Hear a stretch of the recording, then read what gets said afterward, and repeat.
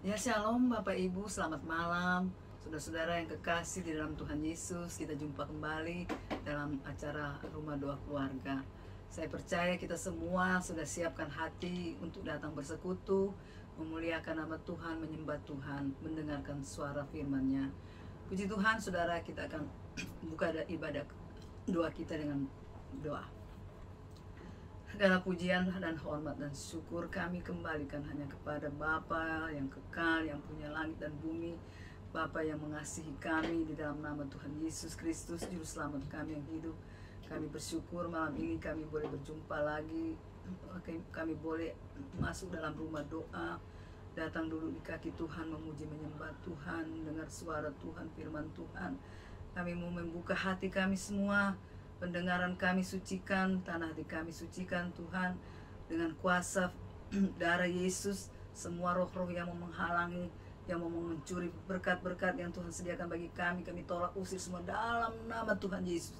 Darah Yesus berkuasa membentengi kami semua, dan kami siap untuk menerima, memuliakan nama Tuhan, memuji menyembah Tuhan, bahkan dengar firman Tuhan. Kami siapkan hati, dan kami akan buka acara ini hanya dalam nama Bapa, Anak, dan Roh Kudus, yaitu di dalam nama Tuhan Yesus Kristus. Haleluya, amin. Puji Tuhan, saudara. Mari saudara, kita akan menyembah Tuhan. Kita nyanyi pujian. Jadikan aku Tuhan rumah doamu. Jadikan aku Tuhan rumah doamu, agar semua keluargaku datang menyembahmu. Jadikan aku Tuhan rumah doamu, agar semua keluargaku datang menyembahmu. Katakan lebih sungguh Tuhan, dengan iman kita datang pada Tuhan. Jadikan aku Tuhan rumah doamu, agar semua keluargaku datang menyembahmu. Ya Tuhan, doa kami Tuhan,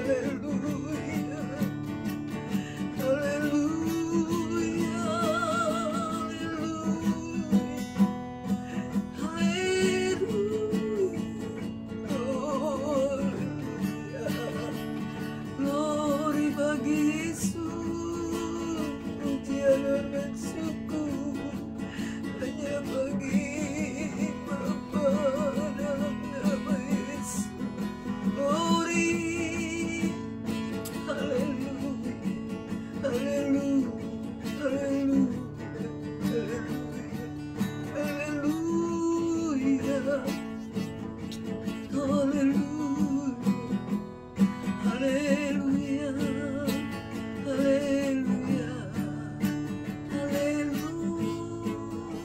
Sekali lagi kita nyanyi pujian ini, saudara.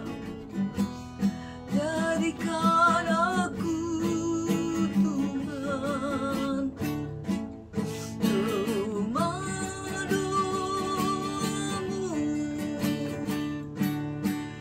agar semua keluargaku datang menyembahmu. Jadikan aku Tuhan rumah doamu, agar semua keluargaku datang menyembahmu, agar semua keluargaku datang menyembahmu, agar semua keluargaku datang menyembahmu.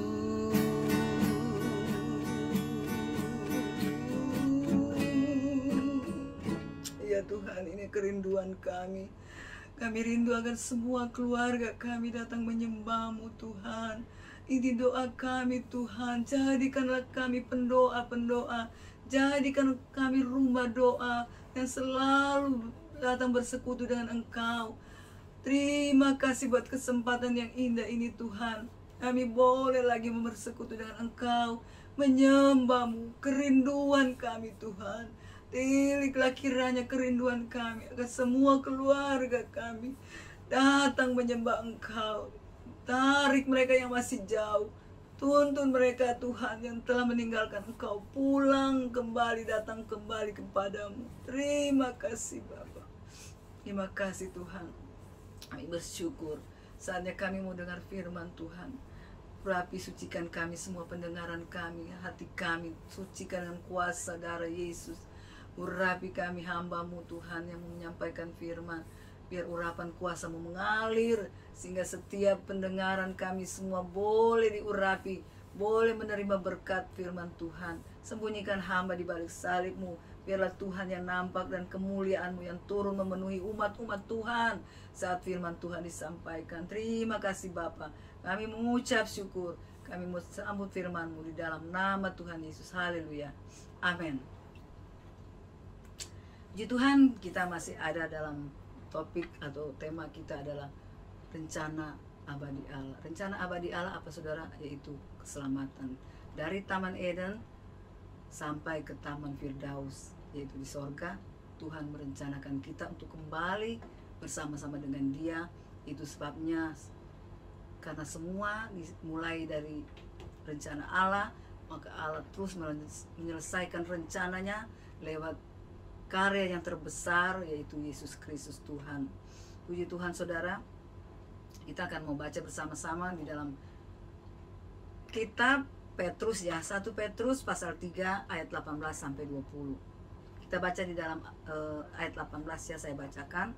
Sebab juga Kristus telah mati sekali untuk segala dosa kita. Ia yang benar untuk orang-orang yang tidak benar, supaya ia membawa kita kepada Allah. Ia yang telah dibunuh dalam keadaan sebagai manusia, tetapi telah dibangkitkan menurut roh. Dan di dalam roh itu juga ia pergi memberitakan Injil kepada roh-roh yang di dalam penjara, yaitu ayat 20, kepada roh-roh mereka yang dahulu pada waktu Nuh tidak taat kepada Allah, ketika Allah tetap menanti dengan sabar waktu Nuh sedang mempersiapkan batrahnya, di mana hanya sedikit, yaitu hanya 8 orang yang diselamatkan oleh datangnya air bah itu.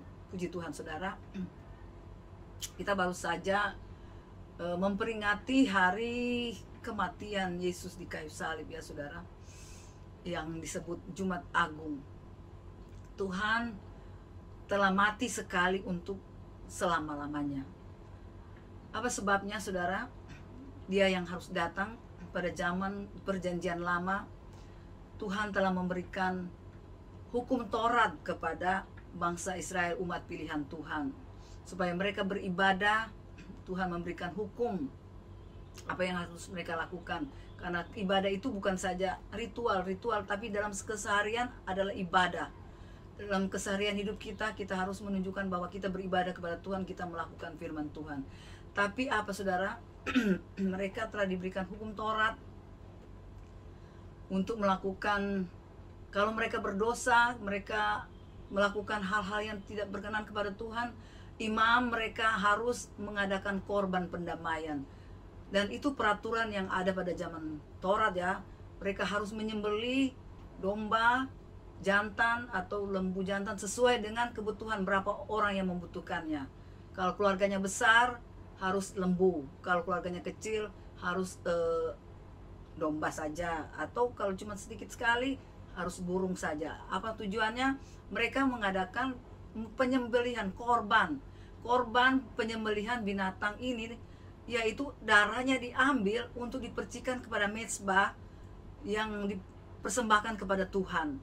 Sehingga pada saat Tuhan mencium bau dari mezbah itu, Tuhan berkenan dan mengampuni mereka. Tetapi itu berulang-ulang dilakukan, tetap saja manusia berdosa, selalu menyakiti hati Tuhan. Sehingga Allah melihat bahwa dengan darah binatang tidak mampu untuk menghapus dosa manusia. Dengan ritual-ritual keagamaan mereka melakukannya, tapi hati mereka jauh dari Tuhan. Itulah sebabnya Tuhan mau supaya mereka melakukan firman Tuhan itu dari hati. Tuhan sudah memberikan peraturan-peraturan sunat, peraturan-peraturan penyembelihan korban untuk pendamaian, untuk dosa-dosa mereka. Tuhan sudah atur semua dalam hukum Taurat dan segala tata cara keimaman. Tapi saudara-saudara, itu tidak mampu untuk menyelamatkan mereka. Akhirnya Tuhan sendiri mengutus anaknya. Nabi-nabinya telah datang, tata cara korban telah dilakukan setiap kali mereka berdosa, dan setiap kali mereka mau beribadah. Dan hanya setahun sekali imam besar masuk ke dalam tempat yang maha kudus, sekali dalam setahun, mempersembahkan korban penghapusan dosa untuk dirinya sendiri dan untuk seluruh umatnya. Tapi ini dikatakan 1 Petrus 3 ayat 18-20, dalam yang ayat 18 katakan, sebab juga Kristus telah mati sekali untuk segala dosa kita. Sekali dia telah melakukan itu untuk segala dosa, dan sekali untuk selamanya.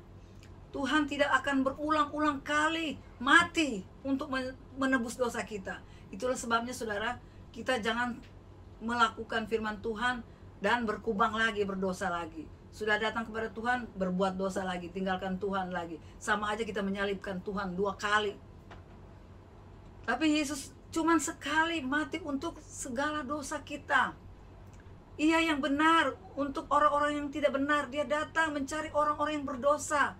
Supaya apa? Supaya dia dapat membawanya kepada Allah, memulihkan. Karena setelah dosa masuk ke dunia ini, ada jurang pemisah antara Allah dan manusia. Ada jurang yang tidak bisa kita seberangi untuk datang kepada Tuhan. Walaupun manusia dengan usahanya berbagai-bagai cara, tidak bisa. Dan inilah inisiatif Tuhan, datang mencari manusia. Melalui anaknya, melalui Yesus, dia datang mencari manusia. Jadi bukan manusia yang mencari Tuhan, Tuhan yang datang mencari manusia. Dan kalau Tuhan yang dari sorga datang dan berjanji akan membawa kita ke sorga, pastilah kita sampai. Karena apa? Dia dari sorga. Kalau manusia atau darah binatang tidak mampu menyelamatkan, menghapus dosa, darah Yesus, darah yang mahal, darah yang kudus, yang menyucikan, yang menebus dosa-dosa kita, yang menyucikan segala dosa kita, dan membenarkan kita orang-orang yang tidak benar, dibenarkan oleh darah Yesus, supaya ia membawa kita kembali kepada Allah. Ia telah dibunuh dalam keadaan sebagai manusia, tetapi telah dibangkitkan menurut roh. Saudara, kita tahu bahwa Allah yang menjadi manusia, firman yang menjadi manusia yang kita sudah pelajari beberapa waktu lalu. Pada mulanya adalah firman dan firman telah menjadi manusia dan ada bersama-sama dengan manusia. Itulah Yesus. Dia datang menjadi manusia. Dan dia telah dibunuh dalam keadaan manusianya. Jadi yang mati di kayu salib adalah manusianya. Dan roh, ya, dan di dalam roh itu juga dia pergi memberitakan kepada roh-roh yang dalam penjara. Ya, pada waktu Yesus mati, dia ada di mana? Dia ada pergi ke alam roh, ke kerajaan maut, kerajaan iblis. Dia masuk sampai ke dalam alam maut. Dan iblis gemetar melihat Yesus datang. Saudara, kalau saudara nonton film Passion, ada itu pada waktu Yesus mati menyerahkan nyawanya kepada Bapa. Saudara, dia turun ke alam maut. Rohnya, keilahiannya, yaitu tadi yang mati adalah manusianya, tapi dia adalah manusia 100%, Allah 100%. Kehidupan kealahannya itu tidak bisa dibunuh oleh iblis sekalipun. Ya, karena kehidupan yang tak terbinasakan, kehidupan yang tidak bisa mati, yaitu yang kehidupan kekal itu yang ada dalam Yesus, itu turun ke dalam alam maut. Dan Yesus dan iblis gemetar. Dia pikir dia sudah menang, Yesus sudah mati. Padahal ternyata Yesus turun ke alam maut. Yesus mengambil apa? Kunci kerajaan maut. Dan dikatakan di dalam ayat 19-20, dia turun dan pergi melepaskan roh-roh yang di dalam penjara. Iblis telah memenjarakan roh-roh yang orang mati, ya, roh-roh orang mati. Dikatakan dalam ayat 20, roh-roh mereka yang dahulu pada waktu Nuh tidak taat kepada Allah, ketika Allah tetap menanti dengan sabar waktu Nuh sedang mempersiapkan bahtera, di mana hanya sedikit yang selamat. Waktu Nuh mempersiapkan bahtera, Tuhan menanti supaya ada bertobat. Nuh sudah sampaikan bertobat, nanti akan ada air bah, tapi mereka tidak mau dengar. Tuhan sudah menanti dengan sabar selama Nuh mempersiapkan bahtera itu, tapi tidak ada yang mendengar. Dan dalam firman Tuhan ini dikatakan, Yesus kealahannya, kehidupan yang tak terbinasakan, kehidupan yang tak dapat dibunuh itu, kehidupan yang kekal itu ada dalamnya. Dia turun ke dalam alam maut. Dia melepaskan roh-roh yang dalam penjara-penjara iblis. Dia memberitakan Injil kepada roh-roh itu. Nah, saudara, mungkin saudara bilang, kok Yesus kan bisa? Bisa, dia yang melakukannya, karena dia Allah. Kalau kita tidak diberi mandat, ya saudara, untuk memberitakan Injil kepada roh-roh orang mati, tidak. Tuhan menyuruh kepada kita untuk memberitakan Injil kepada semua bangsa, menjadikan murid Tuhan kepada manusia, pada orang-orang yang hidup, bukan orang yang mati. Itu mandat buat kita. Dan ini adalah kekuasaan Tuhan, kedaulatan Tuhan. Dia mau turun ke dalam dan melepaskan jiwa-jiwa yang dipenjara oleh iblis, roh-roh yang dipenjara oleh iblis. Itu adalah kedaulatan Tuhan. Dan kita sekarang ini, ya saudara, baru saja memperingati hari kematian Tuhan Yesus. Dan saya percaya kita mengerti akan rencana Allah dalam kehidupan kita. Pada waktu-waktu yang lalu kita sudah pelajari bahwa Tuhan mempersiapkan keselamatan saat manusia jatuh ke dalam dosa. Dia berkata, kalau kamu makan buah ini, pastilah kamu mati. Jadi tidak ada kehidupan lagi dalam manusia. Manusia mati kekal, binasa, masuk ke dalam kehukuman yang kekal, itu neraka yang disediakan untuk iblis. Tapi pada waktu Yesus datang, setiap orang yang percaya kepadanya, kemarin kita sudah bahas, semua orang yang menerimanya diberi kuasa menjadi anak Allah. Ya saudara, dia datang mencari orang-orang berdosa, orang yang tidak benar, dia cari untuk supaya dapat dibawa kepada Tuhan, untuk dibenarkan setelah menerima Yesus. Ya, Kristus sudah mati sekali, jangan kita lagi mau menjalibkan Yesus kedua kali. Jangan kita berbuat dosa lagi dan mengkhianati dia, meninggalkan dia, karena dia telah menyerahkan hidupnya mati untuk kita. Ya saudara, karena apa? Upah dosa itu maut. Memang kita sudah ada dalam keadaan mati, maut yang menguasai hidup kita. Tapi setelah Yesus datang, dia mencari kita dan dia mau menyelamatkan kita. Dia mau beri kehidupan kekal, kehidupan yang tak terbinasakan itu ada di dalam kehidupan kita setelah kita menerima dia. Dia memberi kita hidupnya. Dia rela mati supaya kita menerima hidupnya. Hidup yang kekal, hidup yang tak terbinasakan itu Dia sediakan bagi kita yang mau menerima Dia. Ia yang benar, Dia mau mencari orang yang tidak benar supaya dibenarkan, supaya datang kepada Tuhan dan menjadi anak-anak Allah. Ya saudara, Ia telah dibunuh dalam keadaan manusia, tapi rohnya tak terbinasakan. Itu ada dan terus melakukan karyanya yang luar biasa. Dan itu yang Dia berikan kepada kita. Kita ada dalam kehidupan yang Tuhan sudah sediakan itu. Kalau kita baca dalam Matius 27 ayat 50-3, saat Yesus menyerahkan nyawanya, tabir di bait suci terbelah dua. Dan pada saat itu terjadi gempa bumi, gelap gulita dari jam 12 sampai jam 3, saudara. Kalau saudara baca di dalam Matius pasal 27 itu ya, gelap gulita. Dan pada saat Yesus menyerahkan nyawanya, terjadi gempa bumi. Dan saudara, gunung-gunung batu terbuka, terbelah, kubur-kubur terbelah. Dan saudara, apa? Dalam pembacaan itu, di dalam ayat itu dia katakan, tadi kita sudah baca, dia turun ke dalam alam maut, ke dalam kerajaan maut untuk melepaskan jiwa-jiwa yang dalam penjara. Tuhan tidak mati secara roh, manusianya boleh mati karena Dia datang sebagai manusia, karena daging dan darah tidak akan mewarisi kerajaan sorga. Jadi Dia kembali dengan tubuh rohani ke sorga. Kehidupan ilahinya itu tidak bisa dibunuh, dan kehidupan ilahinya itu yang telah turun ke alam maut, dan Dia telah mengambil kunci maut dan kerajaan maut. Saudara, kalau saudara baca di dalam Wahyu pasal 1 ayat 18, Dia bilang, lihatlah, aku memegang kunci maut dan kunci kerajaan maut. Karena dulu waktu Adam jatuh ke dalam dosa, apa yang terjadi? Iblis telah mengambil kuncinya dari Adam, sehingga orang-orang yang mati masuk ke dalam alam maut. Orang-orang yang sudah jatuh dalam dosa masuk ke dalam alam maut. Roh-rohnya dipenjara oleh iblis. Tapi setelah Yesus masuk, Dia membebaskan mereka yang penjara. Dia mengabarkan Injil kepada mereka. Injil itu apa? Damai. Injil adalah kabar baik bahwa Yesus telah datang menebus dosa kita. Yesus telah datang untuk menyelamatkan kita, menghidupkan kita, mengangkat kita dari kegelapan masuk dalam terangnya yang ajaib, memindahkan kita dari kematian kepada kehidupan. Yang tadinya kita sudah mati, dipindahkan dari kematian kepada kehidupan yang kekal, dari kegelapan datang kepada terangnya yang ajaib. Nah, itu ada dalam kehidupan kita. Ingat saudara, Yesus yang memegang kunci alam maut. Kita tidak usah takut akan maut, akan kematian, karena kita sekarang ada di dalam tangan Tuhan. Karena kita sekarang ada bersama Dia. Kematian itu hanya satu jalan untuk bertemu secara roh dengan Tuhan. Hanya berpindah tempat buat kita yang percaya Yesus. Karena Yesus adalah yang memegang kunci alam maut. Ya saudara, Dia melakukan apa yang dikerjakan, membebaskan orang-orang yang roh-roh yang dipenjara.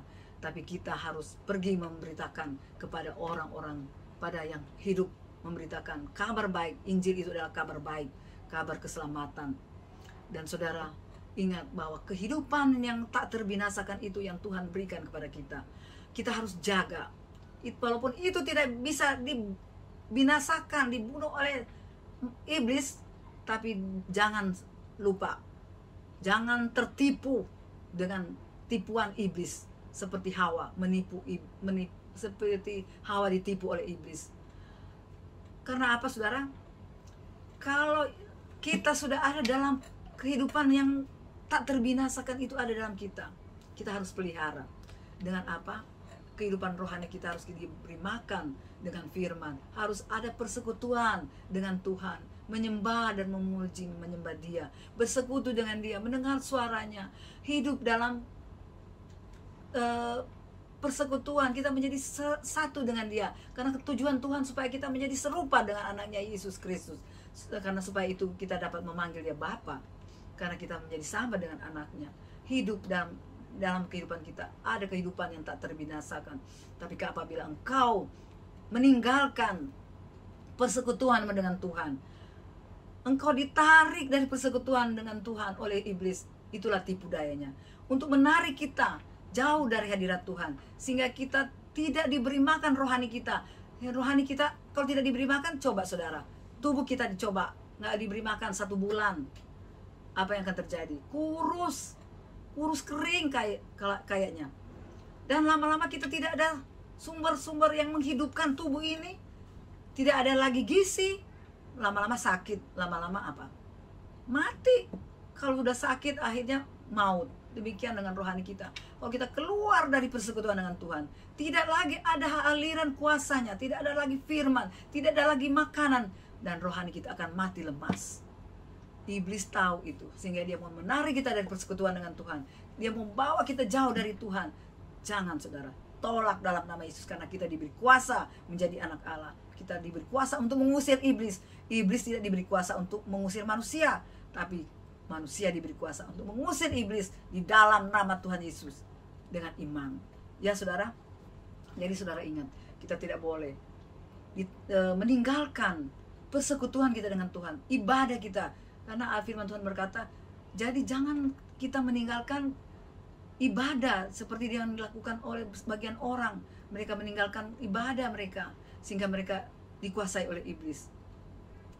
Persekutuan kita dengan Allah di dalam Yesus, itulah sebabnya firman Tuhan berkata, jangan menjauhkan diri dari ibadah.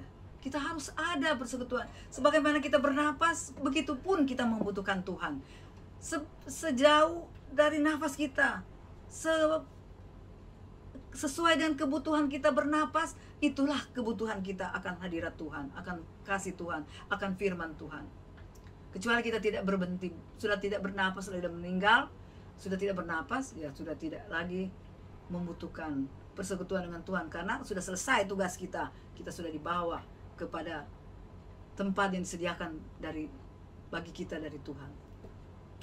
Jadi saudara, kita harus ada tetap dalam persekutuan dengan Tuhan. Kita tidak boleh meninggalkan ibadah kita. Kita tidak boleh di rumah. Bukan cuma datang ke gereja seminggu sekali beribadah. Di rumah kita harus ada ibadah, doa, ada baca firman, ada penyembahan. Kita lakukan di rumah. Karena sejauh kita membutuhkan nafas, sejauh itu kita membutuhkan Tuhan dalam hidup kita. Mari saudara, lewat firman Tuhan ini saya mengajak. Tuhan sudah mati sekali untuk selama-lamanya, mengadakan grafirat penebusan dosa. Kalau dulu imam mengadakan grafirat penebusan dosa, membawa darah memecikannya di mezbah supaya Allah menciumnya dan menerima dan mengampuni dosa. Dia membawa darah binatang untuk dosanya dan dosa umatnya. Tapi Yesus sekali telah menjadi imam besar yang membawa darahnya sendiri. Dan dia tidak perlu untuk menyucikan dosanya. Tidak, karena dia tidak berdosa.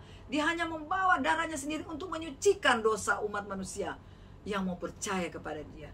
Dibenarkan oleh dia, dibawa kembali ke jalan Allah, ke jalan yang Tuhan sudah sediakan bagi kita. Itu adalah jalan yang benar, yaitu Yesus, jalan kebenaran dan hidup.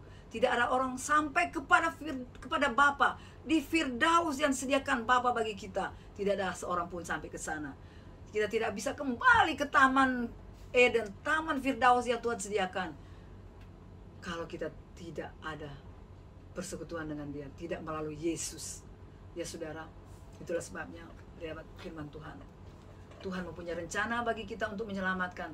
Setelah kita diusir keluar, manusia diusir keluar dari Taman Eden, mengembara di dunia ini, hidup dalam kegelapan dosa, Yesus datang membawa terang, karena dialah terang itu, datang menerangi kita dan membawa kita kepada terangnya yang ajaib.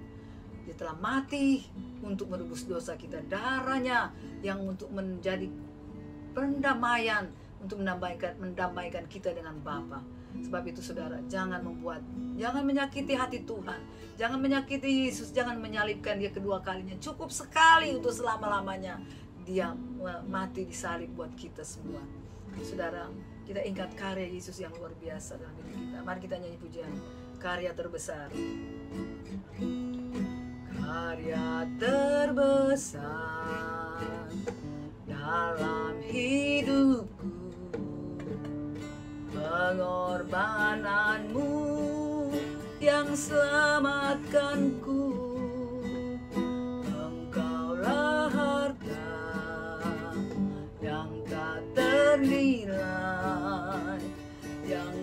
miliki dan ku hargai. Yesus, Engkau ku kagumi. Karya terbesar dalam hidupku, amin. Pengorbananmu yang selamatkanku. Nyanyi saudara, nyanyi dengan iman, nyanyi dengan sungguh-sungguh. Engkaulah harta yang tak ternilai, yang ku miliki dan ku hargai. Yesus, Engkau ku kagumi. Yesus telah menyatakan, menyelesaikan karya yang terbesar dalam hidup kita, saudara. Dia telah mengorbankan dirinya untuk menyelamatkan kita. Dialah harta yang termulia, harta yang terindah yang kita miliki. Jangan tukar dengan harta duniawi yang sebentar lagi akan lenyap. Jangan tukar dengan hal-hal yang fana, yang hanya sementara. Jangan saudara tukar harta yang terindah, harta yang terbesar. Hargai pengorbanan Yesus. Harta yang terbesar dalam hidup kita hanyalah Yesus. Kita hargai dan kita kagumi, kita hormati, kita sembah Dia.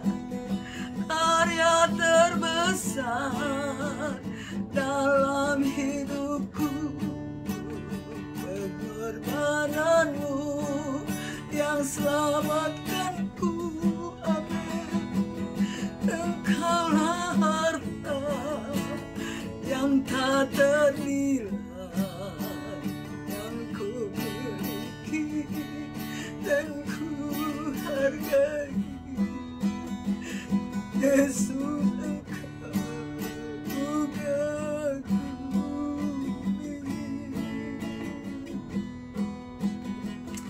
Oh, haleluya.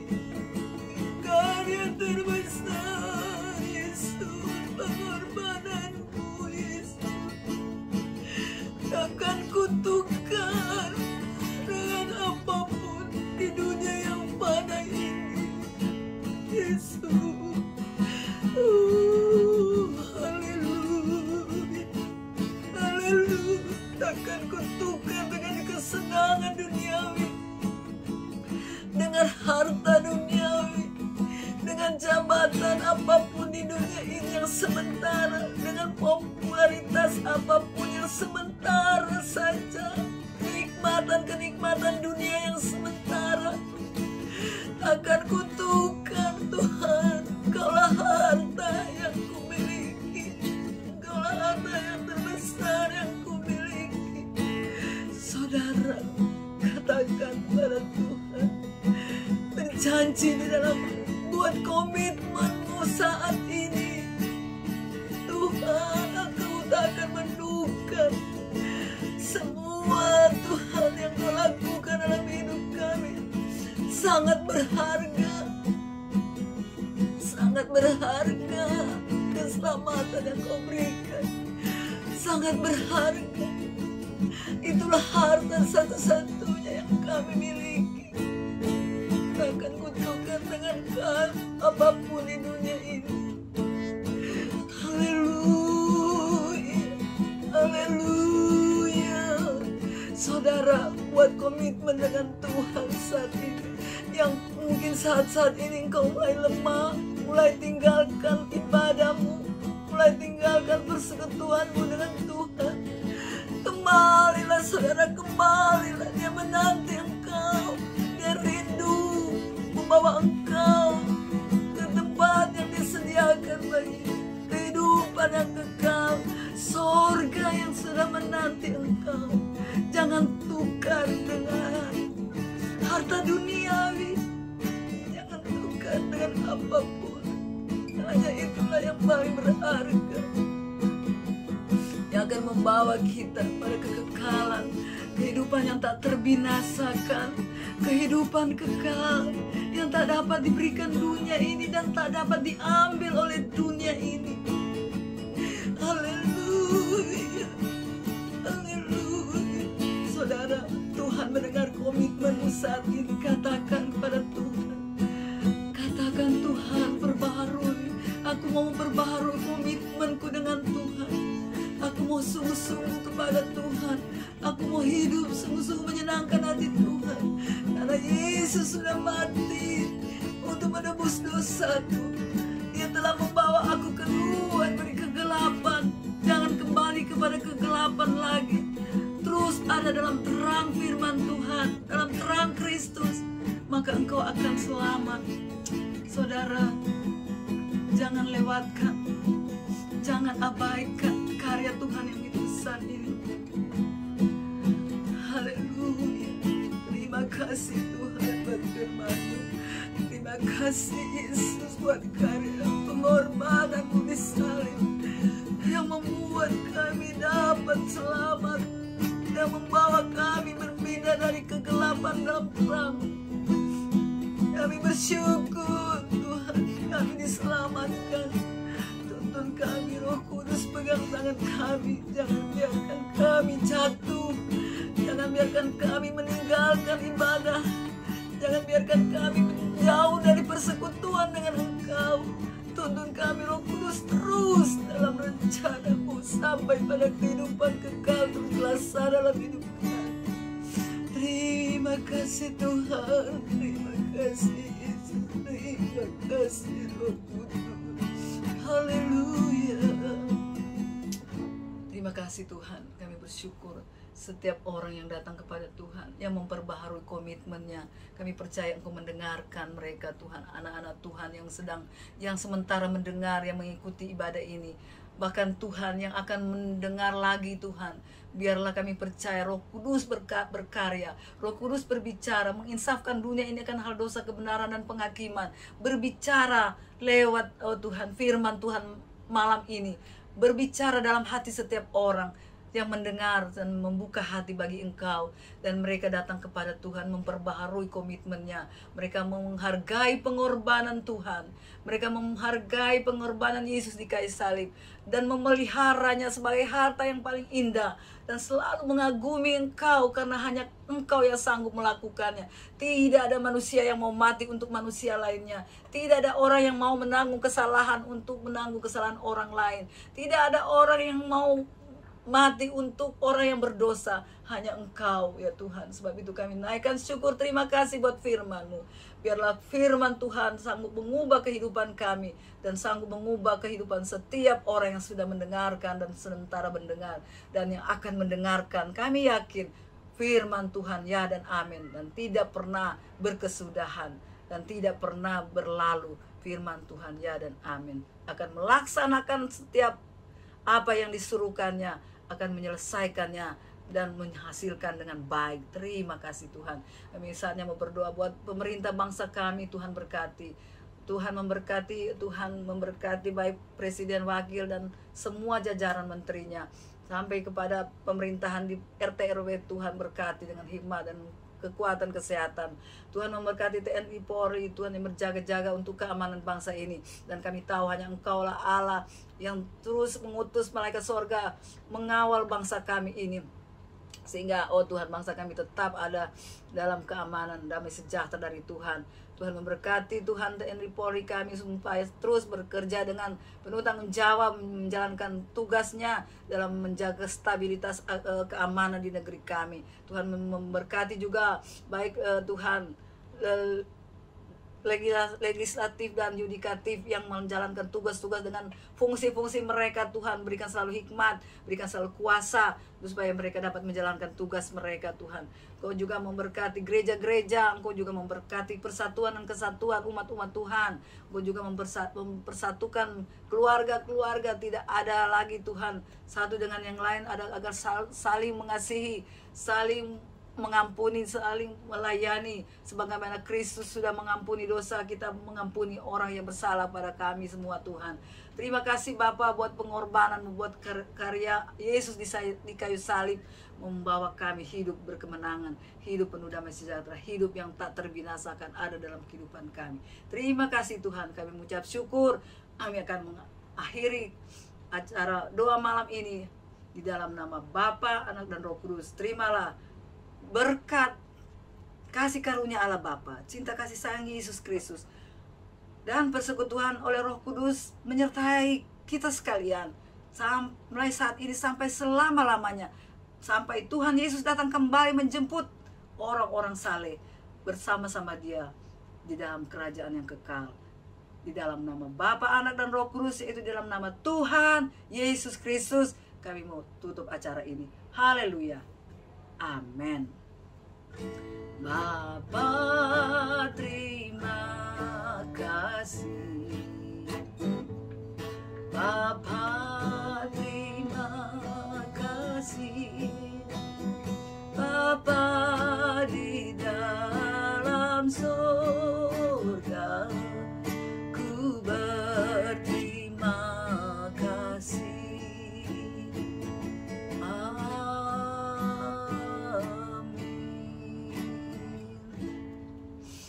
Amin. Puji Tuhan saudara. Tuhan memberkati.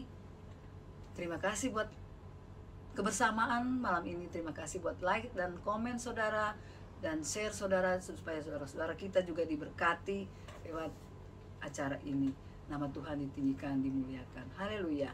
Sampai ketemu. Tuhan Yesus menyertai. Immanuel. Haleluya.